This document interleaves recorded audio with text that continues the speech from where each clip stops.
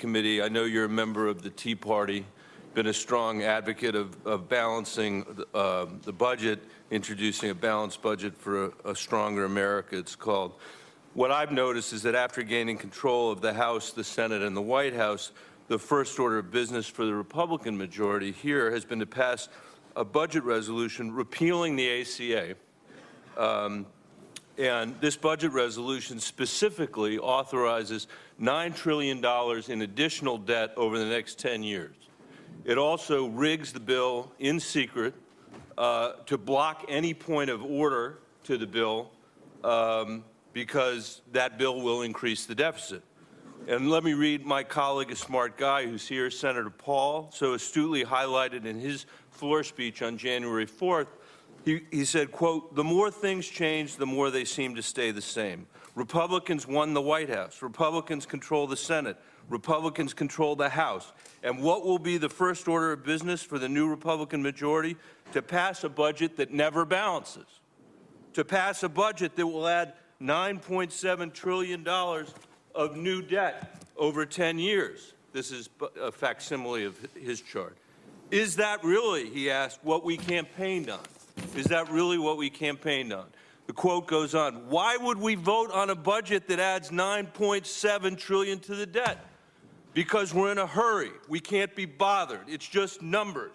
I was told again and again, swallow it, take it. They're just numbers. Don't worry, it's not really a budget. And yet the legislation says it's a budget. Quote, so this is what Republicans are for. This is the blueprint that the Republican Party says they're for. $10 trillion worth of new debt. I'm not for it, said that honest man. Rand Paul is right. The repeal law overrides two separate budget provisions already passed by the Senate that prevent increasing the deficit by more than $10 billion in a given year, increase the deficit more than $5 billion in years further down the road. So I ask you, sir, are you aware that behind closed doors, Republican leadership wrote into this bill that any replacement to the Affordable Care Act would be exempt from Senate rules that prohibit large increases to the deficit? As you may know, Senator, I stepped aside as chairman of the Budget Committee at the beginning of this year, and so I wasn't involved in the writing of... You have been the Budget Committee chairman during the rise of the Tea Party. You're a member of the Tea Party caucus. You have said over and over again, as other people have, that the reason you've come to Washington is to reduce our deficit and reduce our debt. I assume you're very well aware of the vehicle that is being used to repeal the Affordable Care Act. This is not some small piece of legislation. This is the Republican budget. Yes. I'm aware of the bill, yes. So do you support a budget that increases the debt by $10 trillion? No, what I support is an opportunity to use reconciliation to address the real challenges in the Affordable Care Act and to make certain that we put in place at the same time a provision that allows us to move the healthcare system in a much better direction. Do you support the budget that was passed by the Senate Republicans? I support to repeal the Affordable Care Act that adds $10 trillion of debt to the budget deficit. Well, the reconciliation bill is yet to come. I support the process that allows for and provides for the fiscal year 17 reconciliation bill to come forward. Will you commit today that any replacement plan for the Affordable Care Act will not in any way contribute to our deficit or our debt?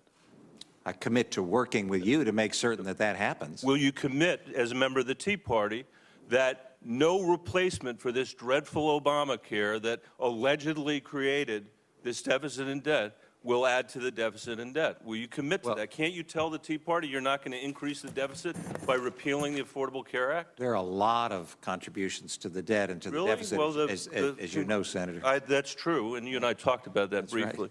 Are you going to allow the repeal of the health care bill to be one of those contributors to our deficit and to our debt? The CBO has said that repeal of the health care law could increase our deficit by up to $353 billion. And that's what they've said. Senator Paul, an honest man, has gone to the floor and said the first thing we're doing is passing a budget that increases it by $10 billion. What do you say to the Tea Party about that? What I say to the congressional... Or more important, people that live in Colorado. What do I say to folks in Colorado and across this land? That the Congressional Budget Office and the conclusions that they reached on that are in a silo. They're looking at it as if nothing else happened following the repeal of the Affordable Care Act. And so if you look at the whole constellation of things that will occur, I believe, in working with every member of Congress, should I be given the privilege of serving as the Secretary, we will make certain that it addresses the health care challenges that exist out there that are very, very real, and we look forward to working with you and committing to work with you on being as fiscally responsible as we can possibly be, because the debt and the deficit is a real challenge. With respect, and I have a lot for you, with respect, that's what every politician says about the CBO. It says the numbers aren't true, and then we just run up the debt and run up the debt and run up the debt. And almost the entire theory of the case here, I think, from the Republican Party on this subject has been that the health care law has increased costs, that the health care law has increased our deficit, increased our debt, and I would hope that you could take a pledge today that would say that nothing that you would advocate for would pass or